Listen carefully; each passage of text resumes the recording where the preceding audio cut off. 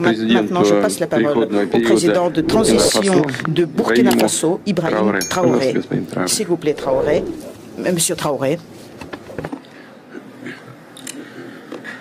Camarade président Vladimir Poutine, camarade président chef d'État africain, camarade chef de délégation, bonjour. C'est un honneur pour moi ce matin donc de prendre la parole ici et de vous passer donc le salut fraternel du peuple du pays des hommes intègres. C'est aussi le lieu pour moi, avant tout propos, de rendre grâce à Dieu, Dieu Tout-Puissant qui nous a permis de nous réunir ici ce matin en bonne santé pour parler de l'avenir et du bien-être donc de nos peuples. Je m'en vais m'excuser auprès des anciens que je pourrais vexer dans mes propos à venir. Africanité oblige, les droits d'aînesse, je me dois de m'excuser. Camarades, j'ai quelques questions donc de ma génération, mille et une questions qu'on se pose. Mais nous n'avons pas de réponse. Et il se trouve qu'ici, nous pouvons laver donc notre linge sale parce qu'on se sent en famille. On se sent en famille en ce sens que la Russie est une famille aussi pour l'Afrique. C'est une famille parce que nous avons la même histoire. La Russie a consenti d'énormes sacrifices pour libérer le monde du nazisme pendant la Seconde Guerre mondiale. Les peuples africains, nos grands-pères, ont été déportés de force aussi pour aider l'Europe à se débarrasser du nazisme. Nous partageons la même histoire en ce sens que nous sommes les peuples oubliés du monde. Qu'ils soient dans les livres d'histoire, dans les documentaires ou films, on tend donc à balayer le rôle prépondérant qu'a joué la Russie et de l'Afrique dans cette lutte contre le nazisme.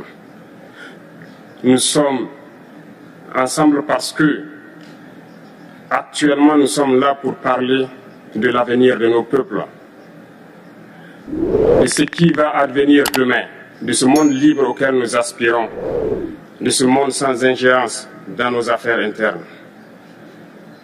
Nous avons les mêmes perspectives et je souhaite que ce sommet soit l'occasion donc de pouvoir tisser de très bonnes relations en vue d'un meilleur avenir de nos peuples.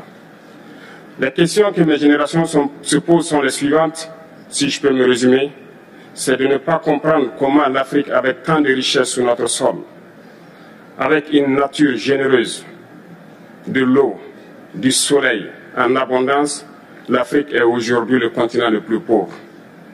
L'Afrique est un continent affamé.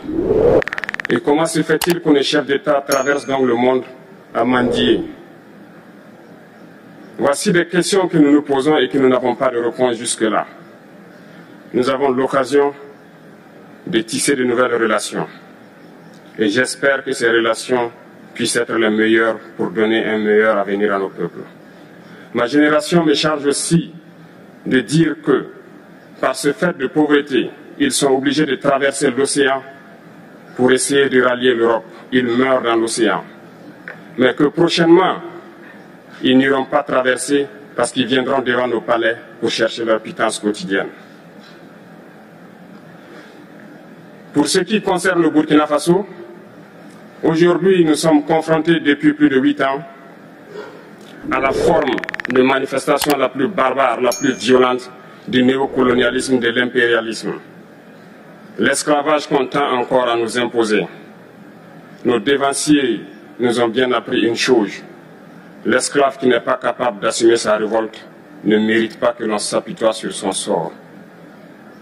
Nous ne nous apitoyons pas sur nos sorts, on ne demande pas que quelqu'un s'apitoie sur notre sort.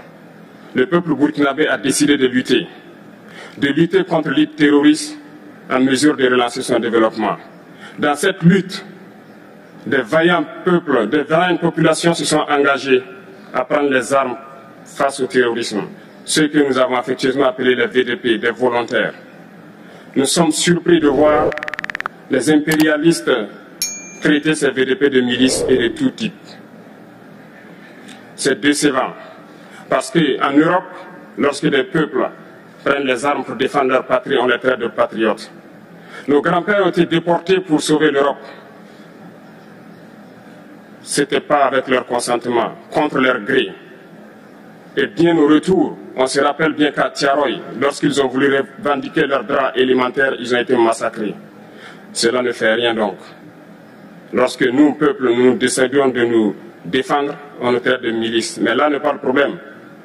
Ce qui est le problème, c'est de voir des chefs d'État africains qui n'apportent rien à ces peuples qui se battent, mais qui chantent la même chose que les impérialistes en nous traitant de milices, en nous traitant donc d'hommes qui ne respectent pas les droits de l'homme. De quels droits de l'homme parle-t-on? Nous nous offusquons contre cela et c'est honteux. Il faut que nous, chefs d'État africains, nous arrêtons de nous comporter donc en marionnettes qui dansent à chaque fois que les impérialistes tirent sur les ficelles. Hier, le président Vladimir Poutine a annoncé donc l'envoi des céréales en Afrique. Nous sommes bien contents. Nous lui disons merci pour cela. Mais aussi, c'est un message passé à nous, chefs d'État africains, parce qu'au prochain forum, nous ne devrons pas venir ici sans avoir assuré, pour ceux qui ne connaissent pas la guerre, l'autosuffisance alimentaire de nos peuples. Nous devons prendre l'expérience de ceux qui ont pu déjà atteindre cela en Afrique, tisser de bonnes relations ici et tisser de meilleures relations avec la Fédération de Russie pour pouvoir assouvir les besoins de nos populations. Je ne serai pas peut-être long, le temps est imparti et très court. Nous sommes obligés de nous arrêter à un moment donné. Mais je voudrais terminer en disant que nous devons donc rendre hommage à nos peuples qui se battent. Gloire à nos peuples, dignité à nos peuples, victoire à nos peuples. La patrie ou la mort, nous vaincrons. Merci, camarades.